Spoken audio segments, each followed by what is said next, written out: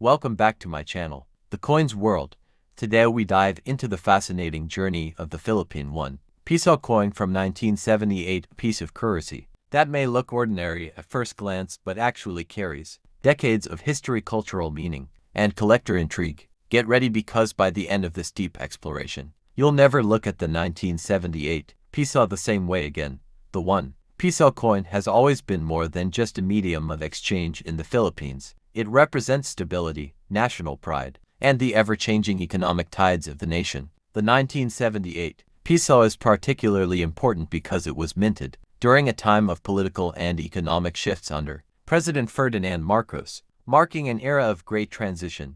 On the obverse of the 1978 1 Piso coin, we see the portrait of José Rizal, the national hero of the Philippines. Rizal is celebrated not only as a writer and reformist, but as the intellectual force whose ideas sparked the Philippine Revolution against Spain. His presence on the coin reflects the values of freedom, intellect, and sacrifice that every Filipino holds dear. The reverse side of the coin displays the national seal of the Philippines, showcasing the sun, stars, and eagle. This imagery reflects unity, sovereignty, and independence. For many Filipinos who use this coin daily, it was more than metal, it was a reminder of national identity and resilience. The 1978 issue was struck in nickel brass, giving it a golden color that stood out in circulation. This composition not only made the coin durable but also visually distinct from smaller denominations. Its size and shine made it instantly recognizable in the pockets of millions of Filipinos. During the late 1970s, the Philippine economy faced inflationary pressures. Currency reform was a necessary step to keep up with the demands of trade and daily life. The introduction of durable and distinctive 1 Piso coins was part of the central bank's effort to modernize the country's currency system. The year 1978 itself holds a unique place in Philippine history. It was a time when the Philippines was under martial law, and the economy was tightly controlled. Despite challenges, the production of coins continued strongly to support the nation's growing population and rising demand for money in circulation. Collectors today are drawn to the 1978 Piso not only for its design but also because it symbolizes an era. Coins are time capsules, and this one captures the essence of life in the Philippines. During the late 70s, every scratch or shine on the coin tells a story of markets, wages, and the hands it passed through. One of the most fascinating aspects of the 1978 1 Piso is its minting figures. Millions were produced, making it a common coin at the time. However, finding one today in uncirculated condition, with its golden glow intact, is much harder than people think. Time has worn most of them down, making pristine pieces highly desirable. For numismatists or serious coin collectors, the 1978 Piso holds charm because it represents the second decade of the Piso coinage system. Compared to earlier issues, the 1978 pieces show improvements in minting technology, giving sharper details on Rizal's portrait and the national seal. The peso has always been at the heart of the Philippine economy, and each version tells the story of the country's financial journey. The 1978 Piso highlights the resilience of Filipinos during times of uncertainty, and this is what makes the coin not just collectible but deeply meaningful.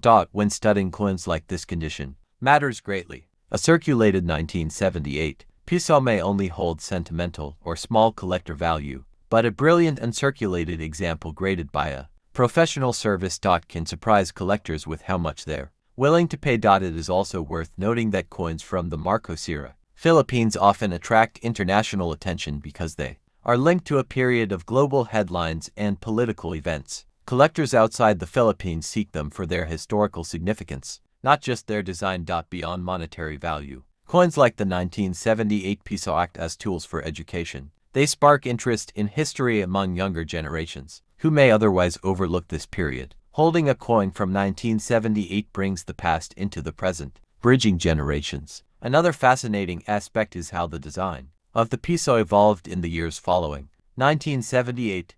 Later issues would undergo size reductions, material changes, and even complete redesigns. This makes the 1978 Piso a part of the Golden Era series, a reminder of when coins were larger and more visually striking.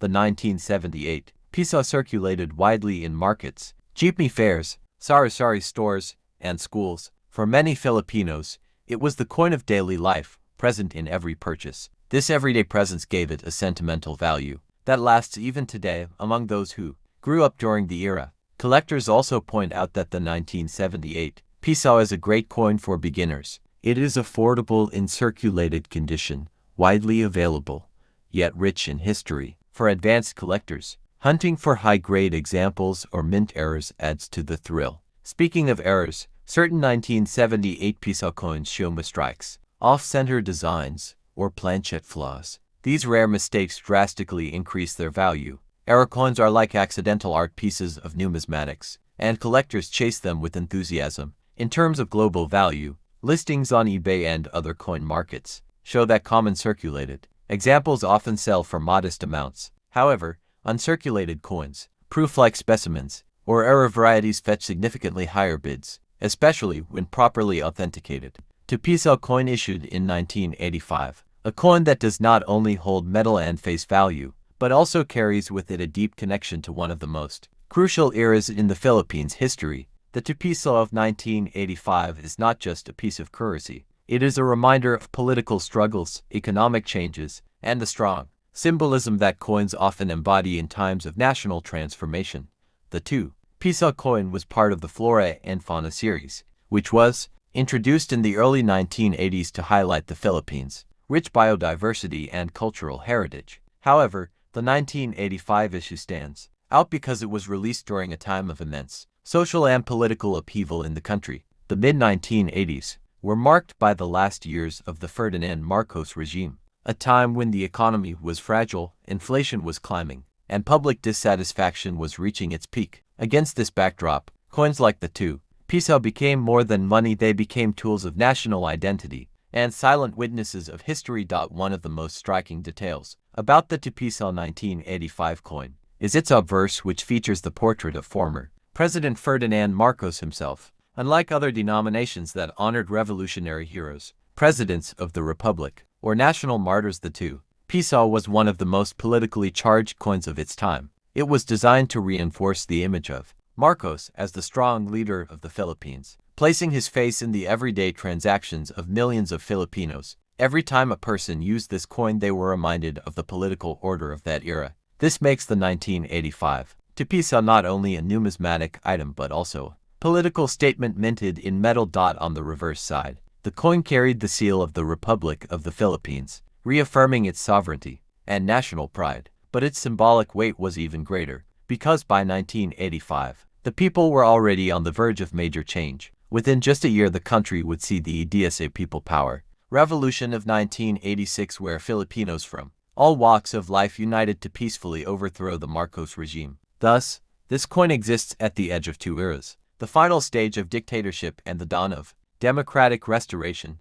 The Piso of 1985 was minted in copper nickel, a durable alloy chosen to withstand circulation. However, collectors today value it far beyond its composition. Because of its association with the Marcos years, many see it as a relic of a past that shaped the Philippines' destiny. For historians and coin enthusiasts, holding this coin is like holding a piece of the final chapter of a regime that defined an entire generation. Economically, the mid-1980s were a difficult period for the Philippines. The peso had weakened, prices of goods were climbing, and ordinary citizens faced hardships in their daily lives. In such times, the Piso coin carried greater significance, as every peso and centimo mattered.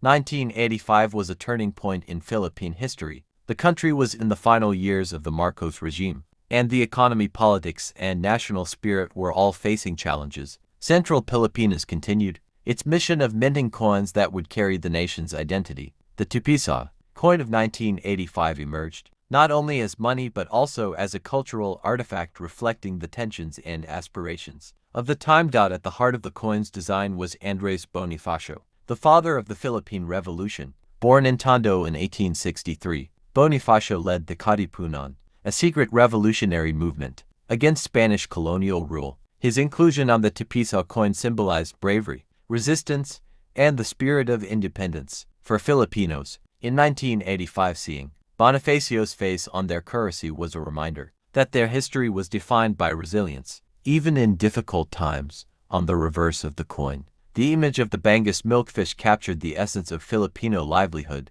The milkfish, long considered the national fish represented abundance, sustenance, and the agricultural backbone of many coastal communities. By featuring the bangus, the coin reminded people of the vital role of natural resources and fisheries in feeding the population and driving local economies.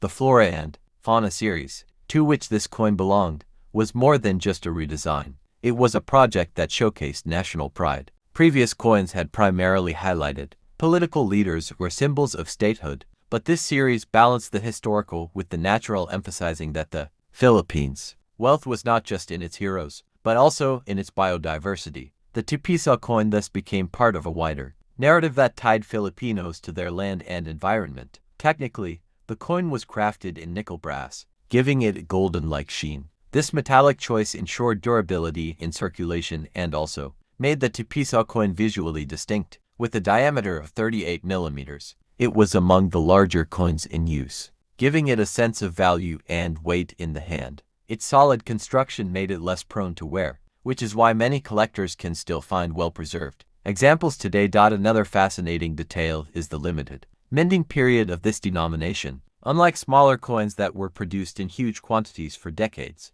the 2-piso coin of 1985 was struck in fewer numbers and circulated for a relatively short time. By the early 1990s, newer designs replaced it, making the 1985 edition a snapshot of a specific historical moment rather than a long-lasting feature of everyday commerce. From a collector's standpoint, the 1985 2-piso holds special allure. Coins in uncirculated or proof-like condition can command impressive prices among numismatists, especially those who specialize in Philippine coinage. Its association with the flora and fauna series and its depiction of Bonifacio, a national hero, further enhance its desirability. Many collectors, for